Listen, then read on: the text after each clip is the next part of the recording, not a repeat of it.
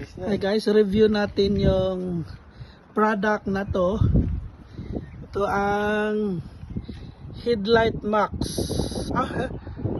Headlight Cleaner and Sealant. Yan pala, no? Headlight Cleaner and Sealant. Kung ang headlight nyo ay ganito na, no? Ganito na, ay pag nilinis mo, pag ginamit mo yung product na yan ay ganyan na siya. Tingnan nyo ang kaibahan. Medyo ito na, puti na siya. Kumpara mo ditong parang bulag siya, no? Dilaw na siya. So maganda pala. So ano ulit? Headlight Turtle wax. Turtle wax headlight cleaner and sealant. Yeah. Saan ito mabibili? Yeah. Saan mo binili? Sa auto supply. Auto chip? Auto chip. Yan, mabibili to sa mga auto supply, sa auto chip at saka sa super chip. So effective siya kasi nalinis, no? Sealant pa siya, yung pang-seal talaga siya sa mga headlight siguro para hindi mapasukan ng tubig. So tingnan natin dito. Kaya no, ganyan lang siya, para siyang liquid, cream.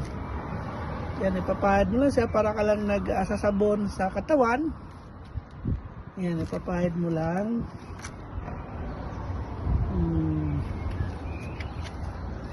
So, isa naman. Kumaya. gaano katagal mo iwanan? Saglit lang. Saglit lang? No. 3 minuto, 2 minuto. Galing ah. Tapos anuhin lang. Parang brand new na. Tinisting ko pa. Epektibo ah. So, ibig sabihin, labas lang pala yan, ganyan na yan. Hindi yan sa loob, no? Oo. Kasi naarawan, nailawa, nainitan. Tsaka luminis talaga. So, ganyan lang rin ano niyan, sa umpisa. Kailangan mong buhin.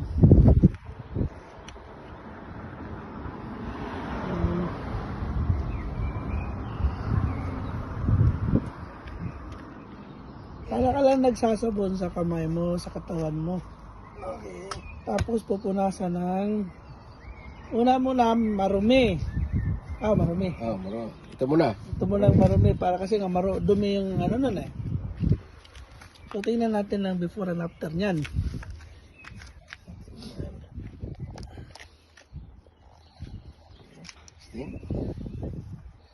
Ano?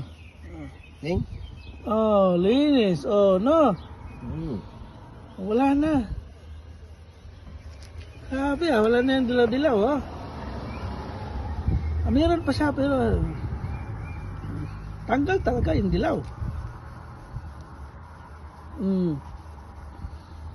So, kung meron palang sasakyan nyo na medyo ganito lang palang gagawin nyo.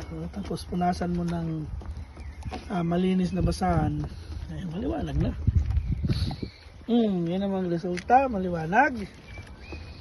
Saka dito, kulang pa dito, parang konti pa, no? Mamaya na. Pero, babarang ko muna sa mga. Pero malaki ng kaibahan, alam mo? Lupit. Dalira. So, ganyan pala guys. So, yan.